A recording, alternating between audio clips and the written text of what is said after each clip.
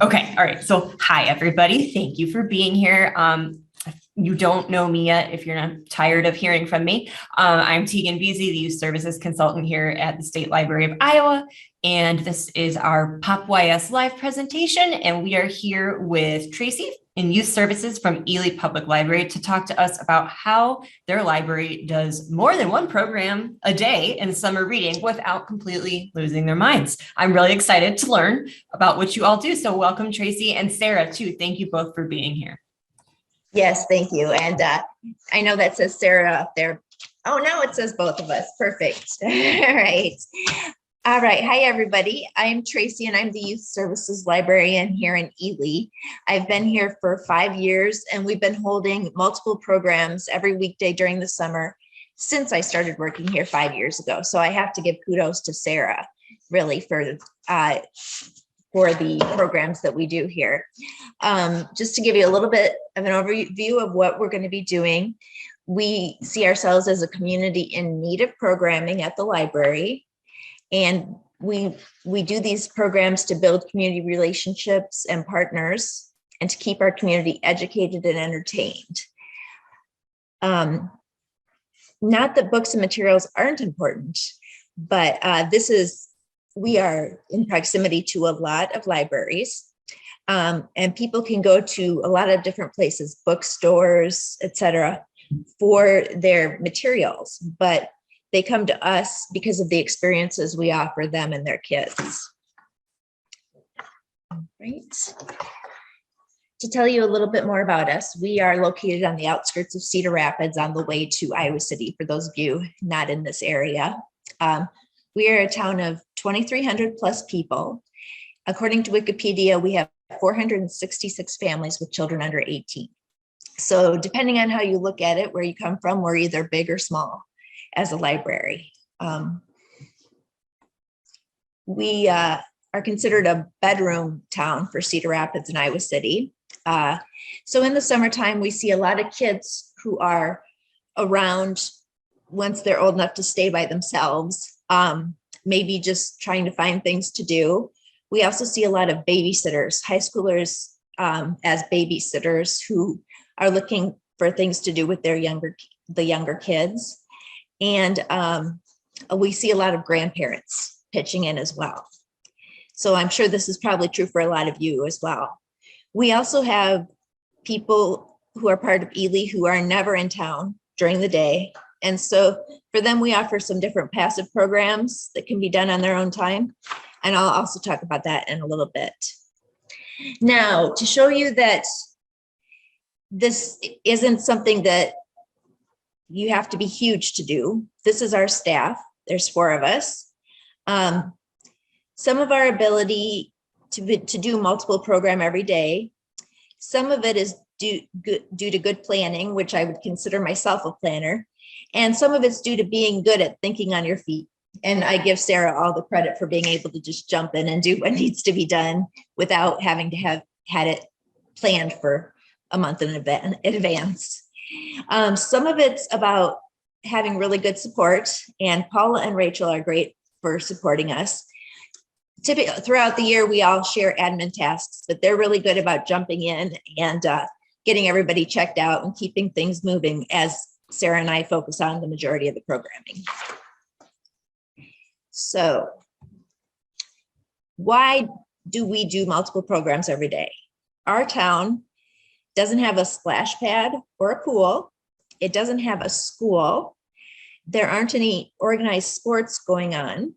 There's no daycare centers in town. And as of right now, there's no rec center.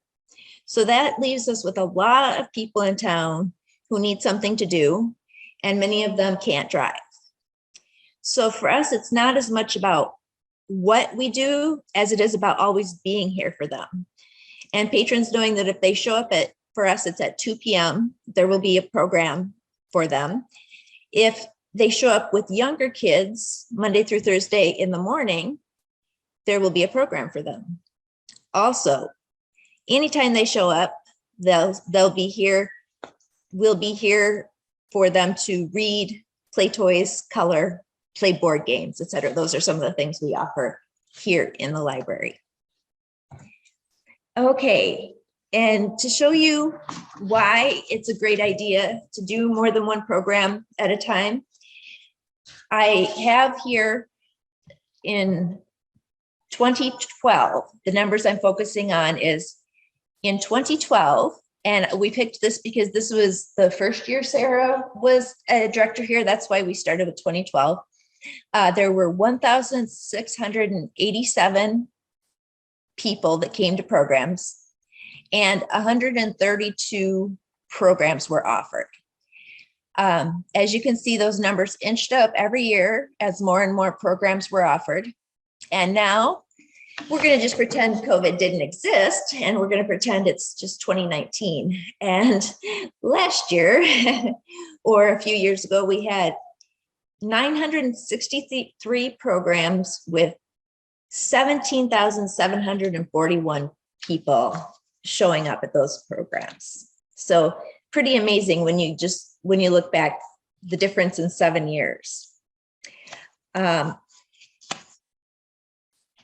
Since I've been here, we've added teen programs and, let me back up here.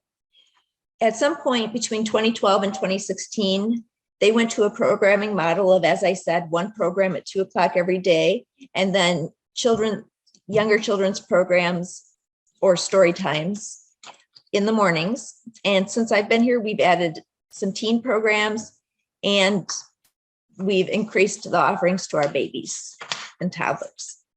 So the numbers kind of speak for themselves there. This is what a summer here might look like. In the morning, we might have a program such as a story time or some kind of enrichment activity. This year, in addition to the 2 story times, we're doing a STEM play group. And that would be at 10 o'clock. And then in the afternoon, our tween and teen program, here's a picture of one where they were doing a cupcake wars. And at the same time, in a different part of the library, there might be a Clifford visit. And finally, at some other time during the day, for us this year, we're splitting it up in the morning and in the afternoon at 10 and 1:30. We do our one-on-one reading support, which is done by volunteers helping kids reading. Okay, so here's kind of what I just said. We've got our early literacy and our reading support at the same time in the morning. So those are synchronous programs. And then the 1:30 reading support. And then at 2, hopefully people who came for the reading support will stick around and do our 2 o'clock program. And then I'm just throwing out there too that we also do some family programs, and those are from 6 to 8. All right. There we go. A little bit more about our early childhood programs. We do Baby Garden, that's singing with babies and moms, and toddler time on Mondays. Tuesdays we're calling it the power of play. And we're going to be bringing out STEM toys for kids and their parents to play with. Wednesday, our great coworker, Rachel, knows Spanish. And so she is doing a Spanish story time for us on Wednesdays. And Thursday will be our preschool story time. And we've always done a craft along with that. All right. So to talk a little bit about reading support, it's been around for the last 7 years, and it's organized by Sarah. She began this program when the school district we're in stopped offering summer school services at the school. One of the things was their summer reading program. Children who finished kindergarten through 6th grade are eligible for reading support 1 or 2 days a week. And this year we're letting them pick between 2 different times as well. Community members volunteer to come in and listen to kids practicing reading. We talk to them about summer slide and how everyone needs to read and all of those things we're always telling people. we can only have about 12 kids a day. And then once the program is full, we stop advertising. It's very popular. We have people that start calling in February, wanting to know if we're ready to start taking lists, putting people on lists. The most important thing with this program is volunteer recruitment. We use adults, high schoolers, and mature middle schoolers. And we always just remind ourselves not to put middle schoolers with the oldest of our elementary school, because that can be uncomfortable for some of them. It works great to hold this program at the same time as our early childhood program, because only school-aged kids are eligible for this program. Okay, and then this is the traditional summer reading program that I usually think of when I think summer reading. Only for us, we do it every day at 2 p.m. When I first came to Ely, Sarah said that every afternoon program had to be held at the same time, so the kids and their parents would know if they showed up at that time, there would be a program for them. I was skeptical. I didn't know how we could get presenters to all agree to come at the same time. She told me if someone can't make it at the time that we tell them, to just move on to the next performer, and that we'll try them another year. And it turns out she was right. It worked great. We also pick out themes for each day of the week, and I have to bend those to make them fit into my plans, but it works pretty good. This year we have a messy Mondays, which kids love painting. So we're doing painting, and then I also filled in with STEM activities. Tasty Tuesdays, we all know that if you feed them, they will come. So we've got some food along with a book talk on Tuesdays. Welcome Wednesdays are when we bring in our visitors, camp crafts, and Friday flicks. And then at the same time, we do teen programs. So we use sometimes different themes, but we go with the same idea of Mondays, Tuesdays, Wednesdays, Thursdays, and Fridays. These are run more laid back. And since we found it hard to predict how many kids will come to an event, we have to kind of wing it. Food helps, but that alone doesn't seem to get them to come. We've been skunked on food programs, and yet amazed at the number who show up for something like a board game day. For example, we'll get 22 kids at chess one day, and nobody will come to something fun like ice cream making. You just never know. So we figured it's our jobs to offer it and promote it, and not be offended if nobody shows up. It's enough that they know we're here if they need us. And there's a picture of the teens and tweens. The first picture, sometimes we do them outside, the teens and tweens program. And we've tried doing them at different times, not at the same time as the other ones. But we found that a lot of times they'll come in with younger brothers and sisters and then not come to the kids program. But when we have our program, they're already gone with their little brothers and sisters. So we found it good to do them both at the same time. And while I'm doing the kids program and Sarah is wrapping up reading support, we have a Summer Vista intern who will run the tween program. It can get crazy with not as much time to set up as we might like, having to have the teens help us set up. We just have to let things play out. We have to jump in as summer reading just happens. We have approximately 5,000 square feet. So when it comes to summer programming, it's all about planning. And a lot of times we plan to have the teen programs outside, but we also have to be able to go with the flow and make changes. They're outside unless it rains or it's 90 degrees or it's 100% humidity. You get the idea. We take advantage of every inch of the library. If the teens can't be outside, they'll pull a couple of tables together in the main part of the library. And you might ask, does this annoy adults? Not very often. They're pretty good about it. Summer reading support is spread throughout the library. The reading support, you may remember, is when they're reading in pairs with adults or teens. They're paired up on tables, sitting on the floors, sitting outside, reading. And Sarah always says she loves to hear the hum of all those little voices reading to others. The kids programs usually get the back room, the one back room we have. All right. Partnerships are what make it possible for us to do these things. I have here the AmeriCorps Teen Vista program that we do. We had to apply and be accepted.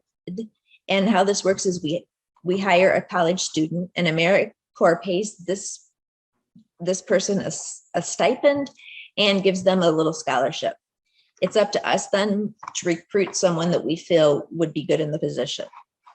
This is just an example of a program like that. There are probably other opportunities out there in your neighborhoods. Also, local businesses might be willing to send their employees to work as volunteers. We have a bank in town who once a week, they send an employee who listens to kids read for us. If any of you live near Kohl's or Best Buy, and I know a lot of you don't, but if you do, they have programs where their employees can get paid for volunteering with you. Also, don't forget about teachers who may know other volunteers or who may be willing to spend an hour a week at the library or something too. And I forgot to mention also older kids who need volunteer hours. And I'll get to that here in a sec. So this is the flyer that I have made up for this year. And it's already out of date. I need to put some more things on it of things that we need volunteers for. But volunteers help us with reading support. They assist us with programs, and they run the teen programs. High schoolers around here, as I said, they need volunteer hours for Key Club, graduation chords, confirmation hours, National Honor Society, probably other things I'm not thinking of. So it's always good to tap into that teen group. And then with the middle schoolers, I've found in the past several years that we usually have a few of them that come in here because they're bored. They're at home and their parents are working and they're there for 8 or more hours a day and they just want some company. So just to note, we don't know who those kids are usually until a week or two into June. But when they're hanging around a lot, the only way to know if they want you to give them something to do is to ask them. So we found some good volunteers that way too. Also, retirees who might want to get out of the house, friends and library members, friends of the library members and the board too. And I just found out a couple of weeks ago, they're trying to start a Lions Club here in Ely, and Lions Clubs consider literacy one of their big focuses. So if that gets going, or if you have one in your town, that might be a good place to look for reading partners. And when working with volunteers, these are the things that we always try to remember. Some won't show up, some will be late, and they won't always do it the way you want it done. So during reading support, sometimes volunteers don't show up, and luckily, sometimes our readers don't show up as well. So Sarah, as she's organizing it, as people come through the door, she pairs them up with volunteers. And then when she's finished, if there's more readers than there is volunteers, she starts calling out to those of us in the office that she needs our help to listen to kids read. We've had kids reading to us while we sit at the circulation desk, had to have them stop while we answer the phone, but it works out. We've had, if that isn't enough, then we'll start pairing up 2 kids to read with 1 adult. And or they may just play literacy games together. And sometimes there's more volunteers than there is kids. That's less regularly, but we thank them profusely, see if they want to do some other kind of volunteering. I guess the main thing to know there is always have a backup plan. So the last thing that I want to tell you about is the passive programming that we have. We have our DIY depot where we make Ziploc bags of crafts for kids to take home. We do a one book, one community. And this year we're doing The Lonely Heart of Maybelle Lane, which is also the All Iowa Reads kids book. At the end of the summer, we have activity ideas for people to do as a family to go along with the book. And we encourage them to read it together as a family. And then, of course, the summer reading logs is something that all of the kids can do, whether they can come to the other programs or not. We also do some outreach in the summer. We typically do 7 daycares during the school year that we go and read stories to. In the summer, we go down to 2 of our biggest daycares, but we also drop books off at the 5 other daycares. And finally, we have programs that are for either families or adults. We don't want to leave them out of the fun. And this year, our plans are, we always do a summer reading kickoff for families. Some of you might have seen Michael Albert when he came to the Performers Showcase. He's going to do an all ages program.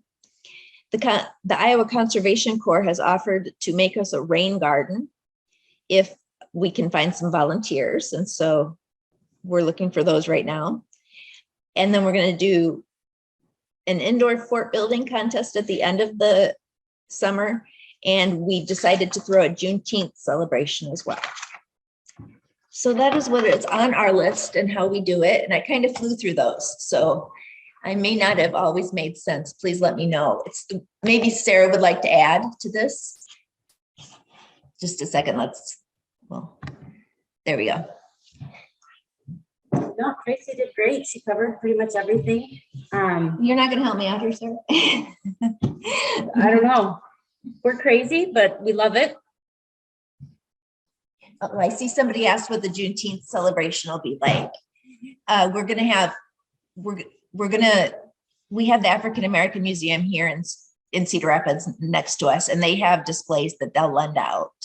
And so we're going to put up a display from them, and then we're going to offer a light dinner to get people to come, of course. We're looking for a leader in the community, but we haven't found one yet that might be willing to do a little speech or read a Juneteenth book. And we're going to have a craft for kids. Did I miss anything, Sarah? I think that's it.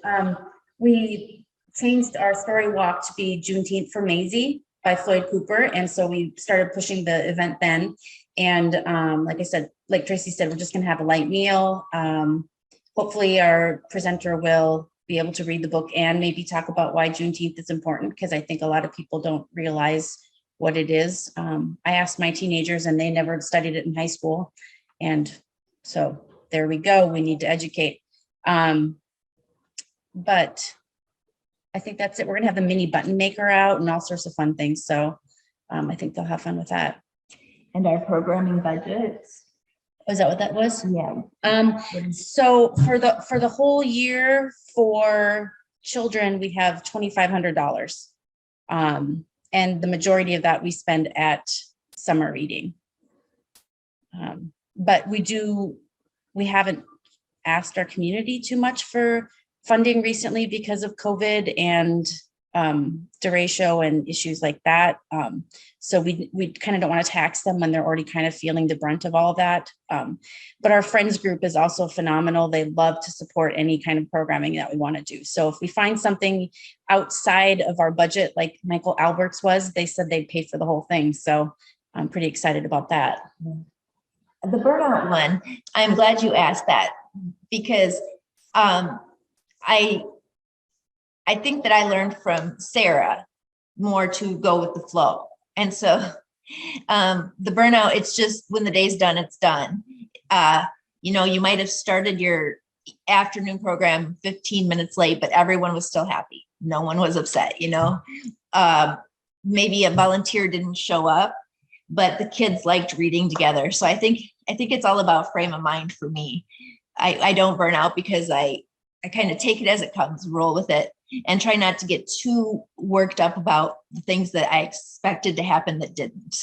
And from my point of view, everybody's cross-trained on everybody's roles. So if Tracy gets a headache and can't come into work, either I, Rachel, or Paula can take it over and do her story time or do the program, vice versa. Yay for cross-training. Yeah, absolutely. So, and that's just, everybody's always willing to pitch in here. I know we have some hardcore volunteers we could call it at a moment's notice, and they would drop whatever and watch the desk if we were short-staffed because of illness or something. But really, you can plan as much as you want, but we all know things don't always go according to plan. So you got to be able to just kind of roll with it. And I think that's something else COVID taught us. I see the background checks. We're such a small community. Maybe if someone showed up that we didn't know, we would do a background check.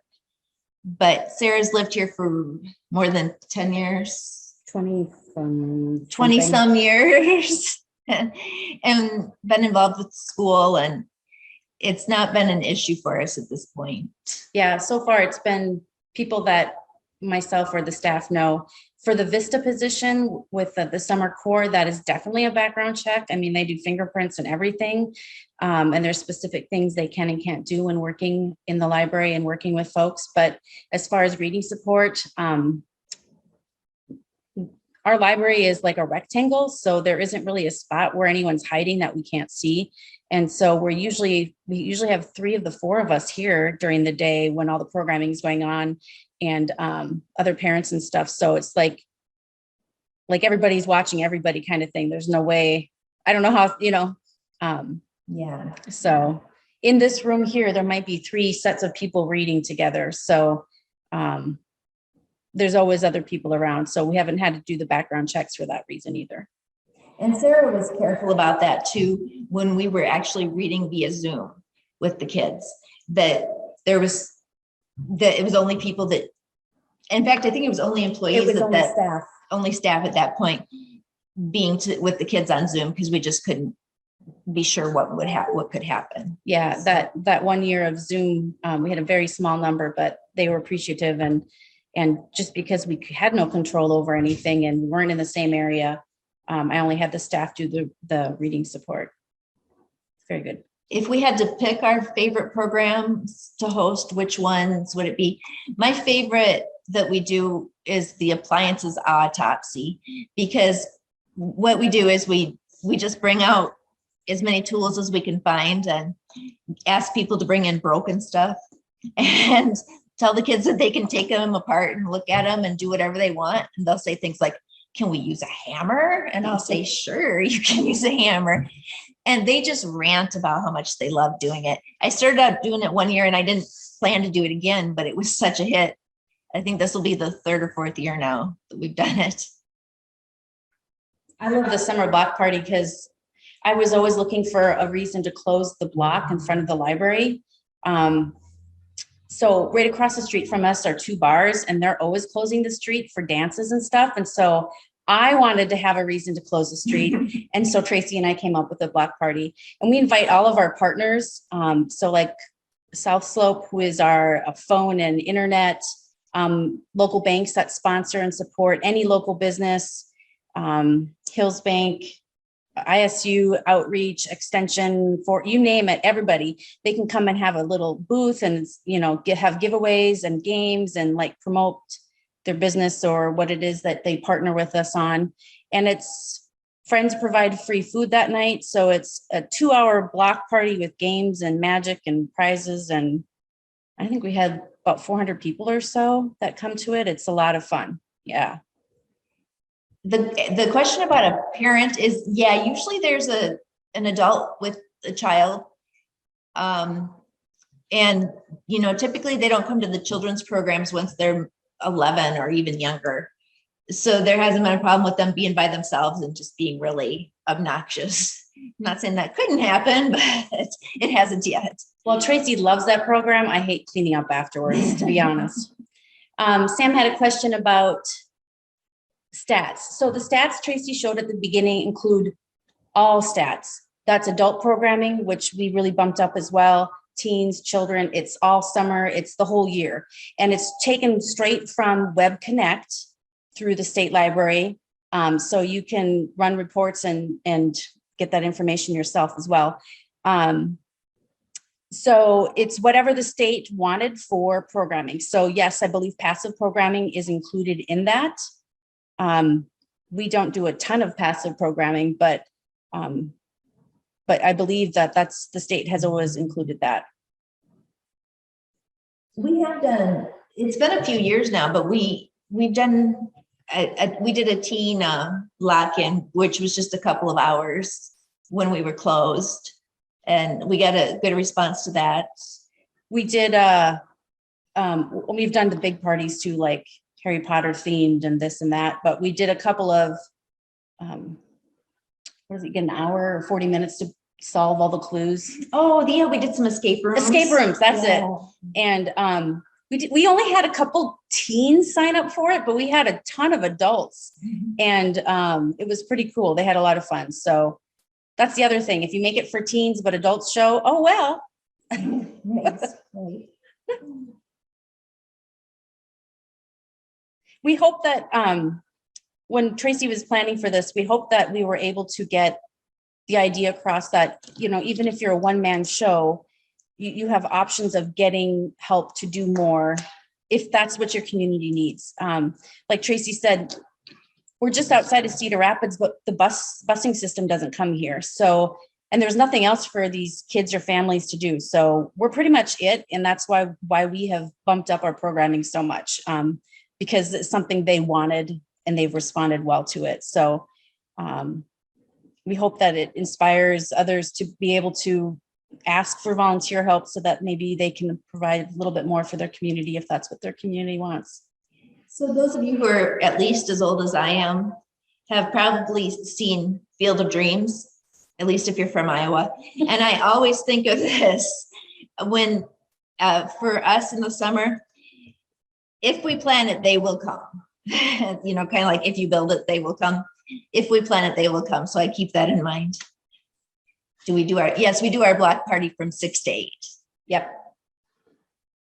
So we'll have like, I don't know, 12 different games with prizes going on and probably a dozen other partners. We have a magic show. The friends are providing food, volunteer spots for things like face painting and whatever. Favorite partnership. Reading support is near and dear to my heart. Like Tracy said, 8 years ago, our school quit doing their remedial reading recovery in the summer, and all of their school programming that kids could go to summer school for, fun things. And, you know, literacy has always been very important to us here. So I think partnering with the Key Club, especially, and the teachers and retired teachers for our reading support is my favorite partnership program. Those who partake and those who volunteer get a free t-shirt at the end of the summer. That's usually new every year and a different based on the theme, and it's kind of cool. And then you'll see teachers wearing them at school on their t-shirt Fridays and whatnot. So I'd say that one's my favorite partnership program. And I'd say I really enjoy the outreach. So I'd have to say the daycare partnerships would be my favorite. So you said you have 7 daycares that you work with? That's Yes. impressive. I'm just like, I know you guys do a lot, and I knew that before this, but hearing all of it and seeing all of it, and that you do it with 4 people is very, very impressive. So I'm excited. Are you guys ready for summer, like this summer reading coming up? Are you feeling prepared? Getting there. Yeah. Yep, I'm feeling good. Good. Do you have any advice for anybody else who's here that might be, you know, we're all kind of ramping up for summer reading? Anything that you've had occur that you want to give advice on? Any words of encouragement? I'd say just start small, as you could see from the stats that Tracy shared. It wasn't like we did everything all overnight, all at once. Just add one little thing that you think would be easy to do, or I don't know, maybe you have a neighbor who travels and they would be willing to share what they learned on their travels or something like that. I mean, it doesn't have to be, you need to do everything to be successful. Just add one thing if you can, and start small. That was what I was going to say too, was the programs, for at least for us, it's more about being there. So the programs could be things like Play-Doh and bubbles. They don't have to be things that take a ton of your time, but just for people to know that there's something for them to do besides be on the PlayStation or whatever.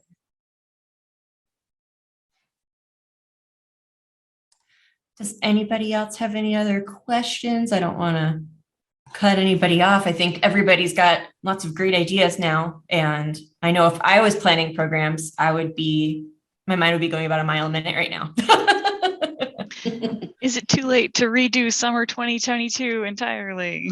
Nah. No, it might be, but we've recorded this. So if you're watching this, preparing for summer 2023, we got you. We got you. Well, that's good. I think this is an exciting, was a fun peek behind the curtain. I was multitasking a tiny bit here, getting attendance done and such, so I might have missed it, but we had lots of people wanting your slides.